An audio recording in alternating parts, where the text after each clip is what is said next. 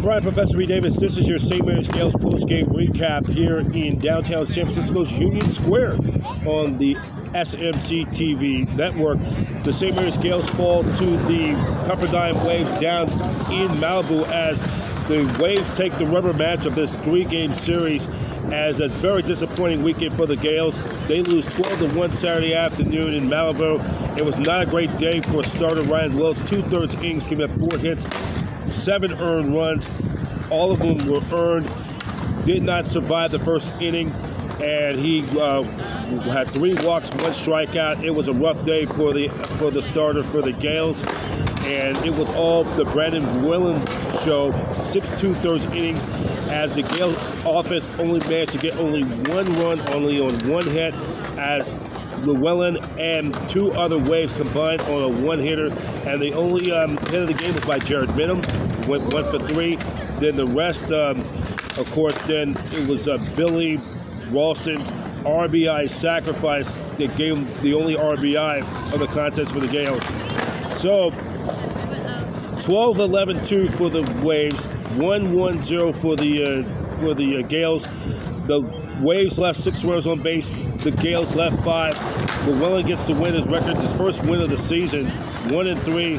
Ryan Wells drops to 1-6. He was the loser. And with the loss, the Gaels dropped to 6-6. They're back at 500 in West Coast Conference play. 6-6, 11-16 overall. While the Pepperdine Waves, they win their first series of the year, 4-8 in West Coast Conference play, 10-19 overall. And the Gaels right now sit in a virtual tie for 5th with the Santa Clara Broncos.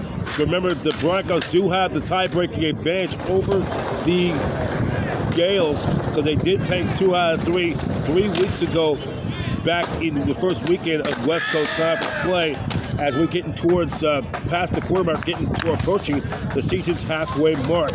So the rest of the standings is Royal Marymount 9-2. They're a game up on Gonzaga. They're 2 games up on Portland.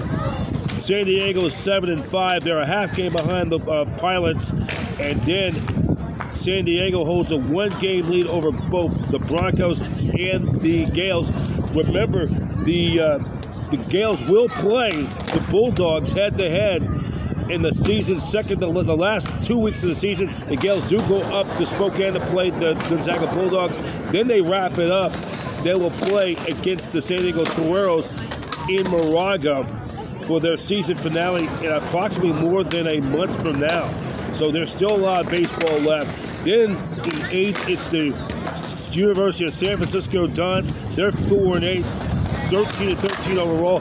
They lose 2 or 3 to the BYU Cougars, who are playing their final season in West Coast Conference play before they move to the Big 12 Conference and for the 2023-24 season this coming fall.